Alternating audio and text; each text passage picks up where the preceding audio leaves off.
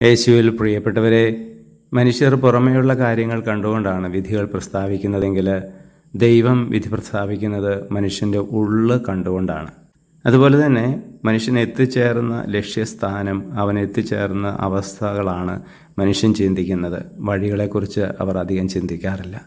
ദൈവം പക്ഷേ നോക്കുന്നത് വഴികളാണ്. നീ എത്തുന്ന ലക്ഷ്യത്തെക്കാൾ ഉപരി ഏത് വഴിയിലൂടെ നീ അവിടെ എത്തിച്ചേരുന്നു എന്നുള്ളതാണ് ദൈവത്തിന് പ്രധാനപ്പെട്ടത്.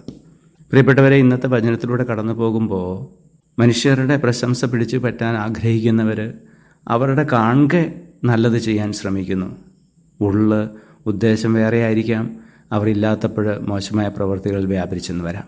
പക്ഷേ ദൈവത്തെ പ്രീതിപ്പെടുത്താൻ ആഗ്രഹിക്കുന്നവർ ആത്മാർത്ഥ ഹൃദയത്തോടെ, സത്യസന്ധതയോടെ ദൈവത്തിൻ്റെ നല്ല ദാസന്മാരെ പോലെ അവിടുത്തെ ഇഷ്ടമനുസരിച്ച് മാത്രം പ്രവർത്തിക്കാൻ ശ്രമിക്കുക എന്നുള്ളതാണ്. മനുഷ്യരുടെ പ്രീതിയേക്കാൾ ദൈവത്തിൻ്റെ പ്രീതി ആഗ്രഹിച്ചുകൊണ്ട് നമുക്ക് ആത്മാർത്ഥതയോടും സത്യസന്ധതയോടും കൂടി ഈ ഭൂമിയിൽ ജീവിക്കാൻ ശ്രമിക്കാം.